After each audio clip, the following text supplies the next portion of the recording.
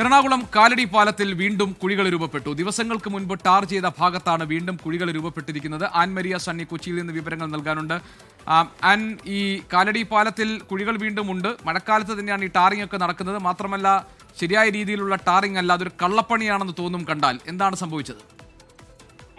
അങ്ങനെ തന്നെ വേണം നമുക്കും പറയാൻ വേണ്ടിയിട്ട്. ഈ കാലടിപ്പാലത്തിലെ കുഴികൾ അത് കുറെ കാലങ്ങളായിട്ട് നിലനിൽക്കുന്ന പ്രശ്നമാണ്. അതുമൂലമുണ്ടാകുന്ന നീണ്ട ഒരു ഗതാഗത കുരുക്ക് അതും വലിയൊരു പ്രശ്നമായി നിലനിന്നതാണ്. ഇതിനെ തുടർന്ന് ഈ സ്വകാര്യ ബസ്സുകൾ കാലടിപ്പാലത്തിൽ കൂടിയുള്ള യാത്ര വരെ അവർ നിർത്തിയിരുന്നു. പിന്നീട് കാലടിപ്പാലം ഒഴിവാക്കിക്കൊണ്ടാണ് സ്വകാര്യ ബസ്സുകൾ വരെ യാത്ര ചെയ്തത്. ഇതിനിടയിലാണ് കേന്ദ്രമന്ത്രി സുരേഷ് ഗോപി കാലടിപ്പാലത്തിലെ കുഴിയിൽ വന്ന് അകപ്പെട്ടു പോകുന്നതും പിന്നീട് ഈ പാലം ഉൾപ്പെടെയുള്ള കാര്യങ്ങളിൽ നിരീക്ഷിച്ചതിന് ശേഷം ഇതിന്റെ പണികൾ എത്രയും വേഗം പൂർത്തിയാക്കണമെന്നുള്ള അധികൃതർക്ക് ഒരു ഉത്തരവ് നൽകുന്നത്. അതിനെ തുടർന്ന് തന്നെ അതിന്റെ പിറ്റേ തന്നെ കേന്ദ്രമന്ത്രി സുരേഷ് ഗോപി അവിടെ വന്നതിന് ശേഷം അതിന്റെ പിറ്റേ തന്നെ കാലടിപ്പാലത്തിലെ കുഴികൾ അത് മാറ്റുന്നതിന് വേണ്ടിയിട്ടുള്ള നടപടിക്രമങ്ങൾ ആരംഭിച്ചു. പിന്നീട് ആ നടപടിക്രമങ്ങളെല്ലാം അത് വളരെ വേഗം തന്നെ പൂർത്തിയാക്കുകയും ചെയ്തു.